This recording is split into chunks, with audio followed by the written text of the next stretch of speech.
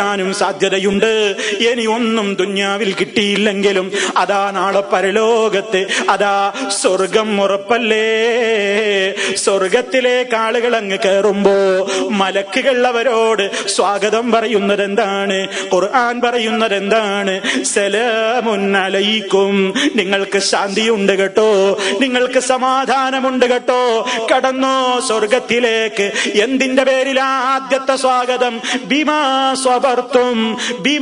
സ്വബർത്തും, നിങ്ങൾ സഹിച്ചവരല്ലേ, നിങ്ങൾ ക്ഷമിച്ചവരല്ലേ, കടന്നോ സ്വർഗത്തിലേക്ക്. എടുത്തു പറയുന്നത് ക്ഷമയാണ്, സഹനമാണ്.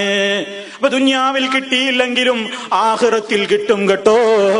അതുകൊണ്ട് പ്രിയപ്പെട്ടവരെ, ക്ഷമയും സഹനവുമാണ് വേണ്ടതെന്ന് മഹാനായ നബി സല്ലല്ലാഹു അലൈഹി വസല്ലം പഠിപ്പിച്ചു തരുന്നു. ഇനി സഹോദരങ്ങളെ, അതുമായി ബന്ധപ്പെട്ടുകൊണ്ട് ആളുകൾ പലപ്പോഴും എന്തു ചെയ്യും? ജാഹിലിയ നിലക്കുള്ള പല രൂപത്തിലുള്ള കാര്യങ്ങളും ആളുകൾ പ്രവർത്തിക്കാറുണ്ട്. അത് ഇസ്ലാം വളരെ ഗൗരവത്തോടുകൂടെ വിരോധിച്ചു കഴിഞ്ഞ സംഗതിയാണ്. അവിടുന്ന് പറഞ്ഞിട്ടുണ്ടെന്ത്? ഒരിക്കലും നിങ്ങള് പൊട്ടി ഏറ്റവും വലിയ രൂപത്തിലുള്ള ക്ഷമകേടിൻ്റെതായ സ്വഭാവങ്ങൾ കാണിക്കരുത്. നിയാഹത്ത് പാടില്ല.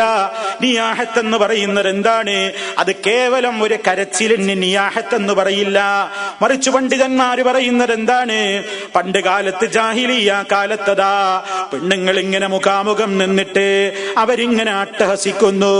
അതുപോലെ തന്നെ മണ്ണ് വാരി തലയിലിടുന്നു, മുഖത്തടിക്കുന്നു, വിലാപ പ്രകടനങ്ങൾ നടത്തുന്നു, മുടിയഴിച്ചാടുന്നു, മാറ് പിളർക്കുന്നു, വസ്ത്രം വലിച്ചു കീറുന്നു.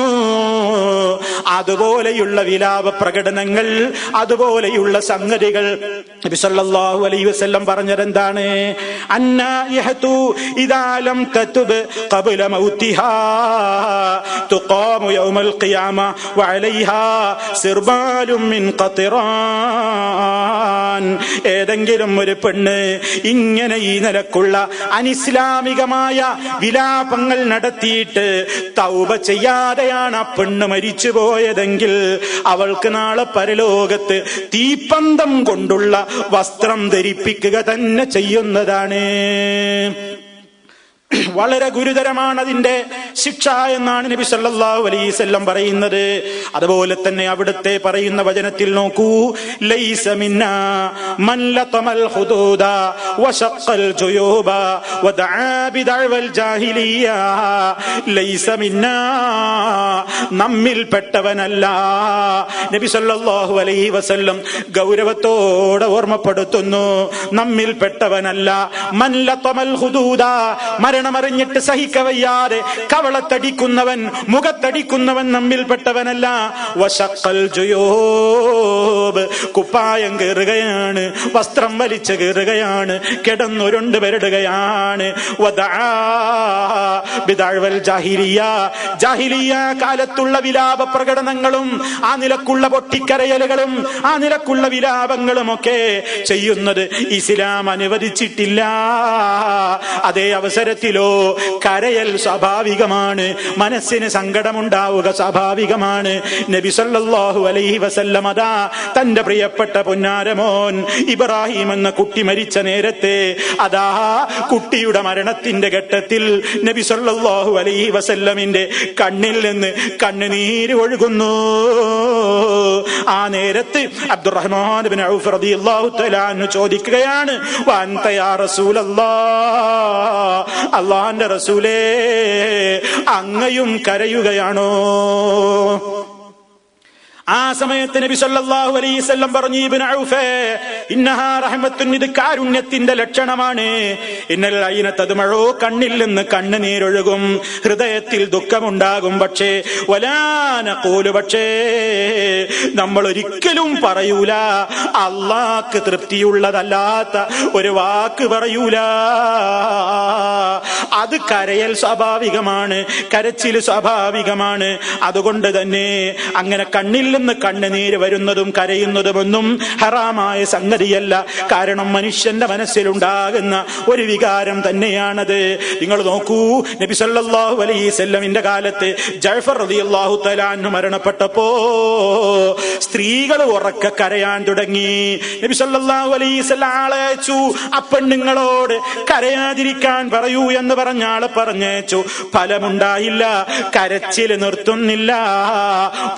പൊട്ടിയുള്ള ആ വിലാപം നിർത്താതെയായപ്പോ നബി സല്ലല്ലാഹു അലൈഹി വസല്ലം പറയുകയാണ്, ഫഹ്സു ഫീ അഫ്വാഹിഹിന്ന തുറാബ്, മണ്ണ് കൊണ്ടുപോയിട്ട് ആ പെണ്ണുങ്ങളുടെ വായയിലെറിയൂ, മണ്ണെടുത്ത് വായയിലേക്ക് എറിയൂ.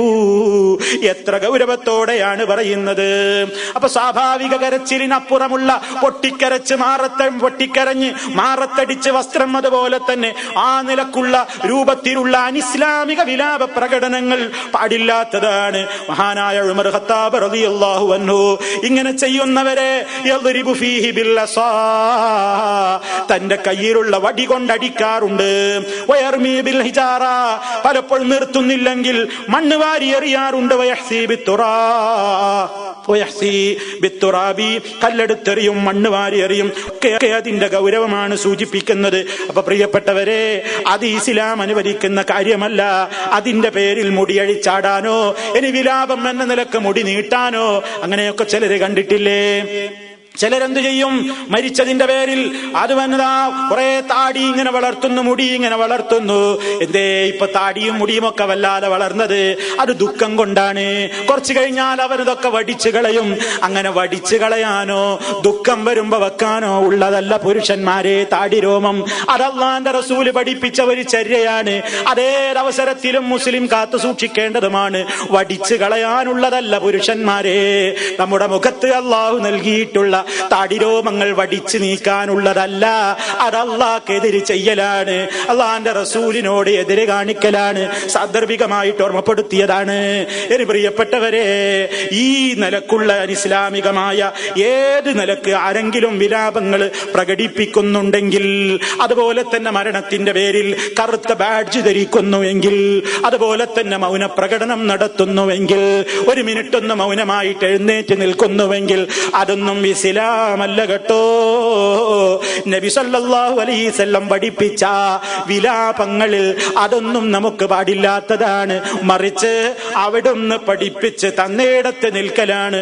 വഖൈറുൽ ഹദി മുഹമ്മദിൻ സല്ലല്ലാഹു അലൈഹി വസല്ലം. അല്ലാഹുവിന്റെ റസൂലിന്റെ മാതൃക, അവിടുത്തെ ചര്യ, അതാണ് ഏറ്റവും മുന്തിയ ചര്യ. അല്ലാത്തതിന്റെ പിന്നാലെ ആളുകളൊക്കെ എമ്പാടും ഉണ്ടാകും. ഭൂരിപക്ഷം അങ്ങനെയൊക്കെ ചെയ്യുന്നത് കാണുമ്പോ അതൊക്കെ ആയിരിക്കാം ശരി എന്നാരും ധരിച്ചു പോകണ്ട. നമുക്ക് ഏറ്റവും നമ്മുടെ ഇമാമ്, അതുപോലെ തന്നെ നമുക്ക് ഏറ്റവും മാതൃകായോഗ്യനായ നമ്മുടെ നേതാവ് ആദരണീയരായ മുഹമ്മദ് റസൂലുള്ളാഹി സ്വല്ലല്ലാഹു അലൈഹി വസല്ലമാണ്. അവിടുന്ന് പഠിപ്പിച്ചതിന്റെ അപ്പുറം നമ്മൾ പോകണ്ട.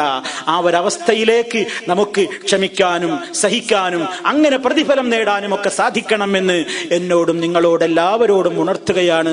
അല്ലാഹു സുബ്ഹാനഹു വ തആല സഹനമുള്ളവരിൽ, ക്ഷമാലുക്കളിൽ നമ്മെ ഓരോരുത്തരെയും ഉൾപ്പെടുത്തി നമുക്കെല്ലാവർക്കും വമ്പിച്ച അനുഗ്രഹങ്ങൾ ചൊരിഞ്ഞ് അവൻ നമ്മെ അനുഗ്രഹിക്കുമാറാകട്ടെ. നമ്മിൽ നിന്ന് വന്നുപോയിട്ടുള്ള വീഴ്ചകൾ അല്ലാഹു പുറത്തു തരുമാറാകട്ടെ. മാരകമായ രോഗങ്ങളിൽ നിന്ന്, സഹിക്കാനാവാത്ത പരീക്ഷണങ്ങളിൽ നിന്ന് അല്ലാഹു നമ്മെ എല്ലാവരെയും കാത്തു രക്ഷിക്കുമാറാകട്ടെ. നമ്മിൽ നിന്ന് മരണപ്പെട്ടു പോയവർക്ക് അല്ലാഹു മഗ്ഫിറത്ത് നൽകുമാറാകട്ടെ. اللهم ربنا تقبل منا إنك أنت السميع العليم وتب علينا إنك أنت التواب الرحيم. ربنا اغفر لنا ولإخواننا الذين سبقونا بالإيمان ولا تجعل في قلوبنا غلا للذين آمنوا ربنا إنك رؤوف رحيم. توفنا مسلمين وألحقنا بالصالحين والحمد لله رب العالمين. اللهم صل على محمد وعلى آل محمد. والسلام عليكم ورحمة الله وبركاته.